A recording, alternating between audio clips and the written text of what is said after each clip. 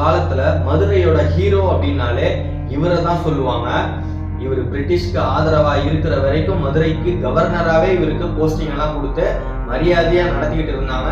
பிரிட்டிஷ்காரங்க கிட்ட மக்கள் படுற கஷ்டத்தை பார்த்து இவரு பிரிட்டிஷை எதிர்க்க ஆரம்பிச்ச உடனே கிட்டத்தட்ட ஒரு 1,00,000 சோல்ஜர்ஸ் சேர்ந்து இவரை சாகடிக்கணும்னு முயற்சி பண்ணாங்க. ஆனா அப்பயுமே இவரை சாகடிக்க முடியல. கடைசியில துரோகத்தால மட்டுமே தான் மருதநாயகம் அப்படின்னு சொல்லப்படுற இவரை சாகடிக்க முடிஞ்சது. இவரை பத்தி இருக்கக்கூடிய ஹிஸ்டாரிக்கல் ரெக்கார்ட்ஸை நீங்க எங்க தேடினாலுமே கிடைக்காத அளவுக்கு எல்லா இடத்துலயுமே இவரை பத்தி இருக்கக்கூடிய ரெக்கார்ட்ஸ் எல்லாமே அழிச்சு வச்சிருக்காங்க. மருதநாயகம் அப்படின்னு ஒருத்தர் வாழ்ந்தாரு. வெறும் 40 வருஷம் மட்டுமே தான் வாழ்ந்தாரு. 200 இயர்ஸ்க்கு முன்னாடி பிரிட்டிஷே பார்த்து பயந்த ஒரு மிகப்பெரிய ஹீரோ அப்படின்னு சொல்றாங்க. இவரை பத்தி வேற ஏதாவது இன்ஃபர்மேஷன் உங்களுக்கு தெரிஞ்சது அப்படின்னா மறக்காம கமெண்ட் செக்ஷன்ல போட்டுட்டு போங்க. இதே மாதிரி ஹிஸ்டாரிக்கல் ரெக்கார்ட்ஸை பத்தி நீங்க தொடர்ந்து தெரிஞ்சுக்கணும் அப்படின்னா உங்களோட இந்த யூ ரியாக்ஷன் சேனலை மறக்காம சப்ஸ்கிரைப்